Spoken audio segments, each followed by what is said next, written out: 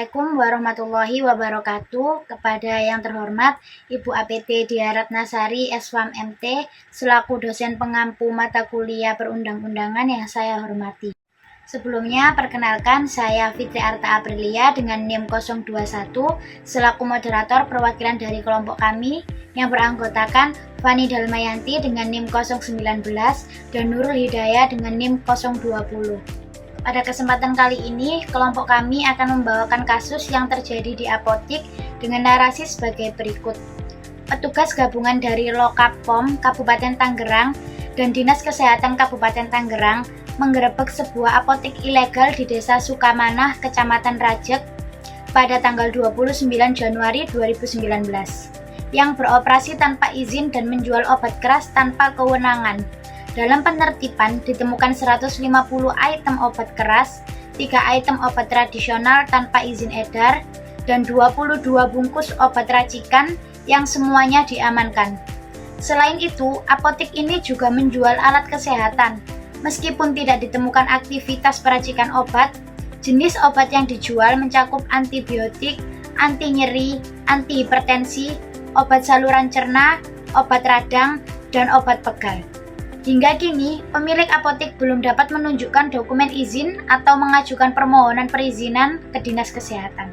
Selanjutnya, pada kata kunci yang pertama, Lokapom. Lokapom atau yang bisa disebut Loka Pengawas Obat dan Makanan adalah unit pelaksana di Badan Pengawas Obat dan Makanan yang bertugas mengawasi obat dan makanan di wilayah kerja masing-masing.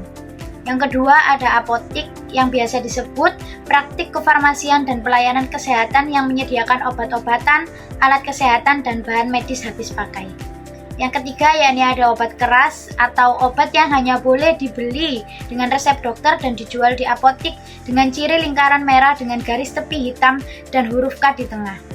Yang keempat yakni ada Dinas Kesehatan atau unsur pelaksana otonomi daerah yang bertanggung jawab kepada Bupati melalui Sekretaris Daerah. Yang kelima ada dokumen perizinan atau yang bisa disebut dengan pemberian legalitas kepada seseorang atau pelaku usaha atau kegiatan tertentu. Dan yang terakhir yakni ada alat kesehatan atau instrumen, aparatus, mesin, implan atau perangkat lunak yang digunakan untuk tujuan medis pada manusia. Ada hasil dan penyelesaian kasus.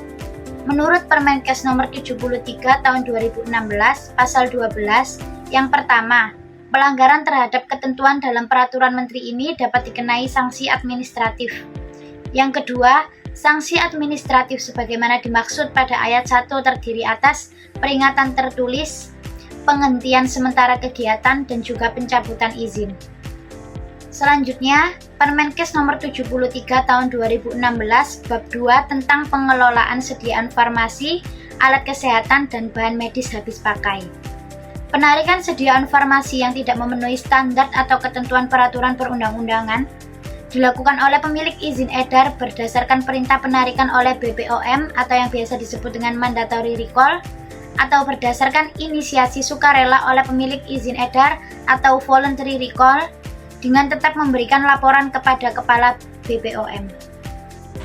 Pasal 13 Ayat 1 fasilitas pelayanan kefarmasian yang melanggar ketentuan sebagaimana dimaksud dalam pasal 3 ayat 1, pasal 3 ayat 2, pasal 5, pasal 6 ayat 1, pasal 7, pasal 8, dan pasal 9 dikenai sanksi administratif berupa peringatan tertulis, penghentian sementara kegiatan, dan pencabutan izin. Ayat 2 sanksi administratif sebagaimana dimaksud pada ayat 1 dikenakan oleh Kepala Badan.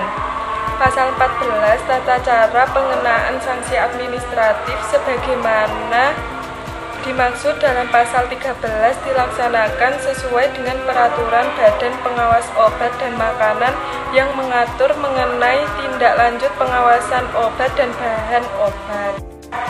Pasal 3 ayat 1 fasilitas pelayanan kefarmasian wajib memiliki perizinan berusaha sesuai dengan ketentuan peraturan perundang-undangan.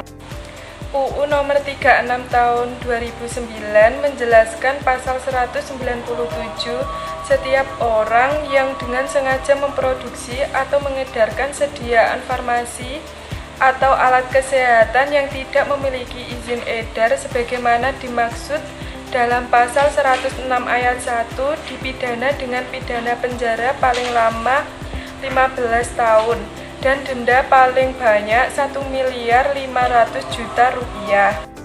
Penyelesaian kasus 1. Penegakan hukum yang berupa penyitaan barang bukti, obat keras, obat tradisional tanpa izin edar, dan obat racikan yang ditemukan sudah diamankan, dan penghentian operasional apotek yang tidak memiliki izin wajib dihentikan.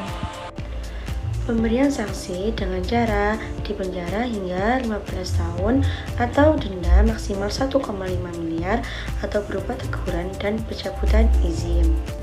Yang ketiga yaitu pembinaan.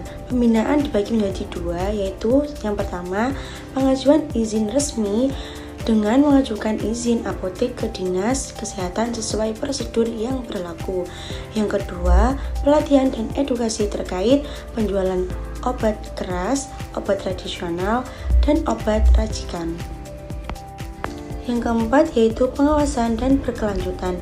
Yang pertama, monitoring oleh Dinkes dan Lokapom untuk mengawasi kegiatan kefarmasian di wilayah. Yang kedua, bekerjasama dengan aparat penegak hukum untuk tindakan preventif terhadap peredaran obat ilegal. Peta konsep apotek ilegal terdiri dari penegakan hukum, pemberian sanksi, pembinaan, dan pengawasan. Kesimpulan dari kasus ini yaitu menceritakan penggerebekan di sebuah apotek ilegal yang ditemukan obat keras tanpa kewenangan, obat tradisional tanpa izin edar, dan obat racikan berdasarkan PP nomor 73 tahun 2006 dan UU nomor 36 tahun 2009 tentang kesehatan. Penegakan hukum dilakukan oleh Lokapom dan Dinas Kesehatan dengan tindakan berupa penyitaan obat ilegal, penghentian operasional, dan pemberian sanksi administratif maupun pidana jika diperlukan. Penyelesaian kasus ini menegakkan pentingnya edukasi pengawasan berkelanjutan dan pembinaan kepada pelaku untuk memastikan kepatuhan terhadap peraturan guna melindungi masyarakat dari risiko penggunaan obat yang tidak aman. Baiklah, itulah tadi presentasi yang bisa kami sampaikan. Saya selaku moderator mewakili kelompok kami memohon maaf yang sebesar-besarnya apabila terjadi kesalahan kata. Kurang lebihnya mohon maaf. Terima kasih. Wassalamualaikum warahmatullahi wabarakatuh.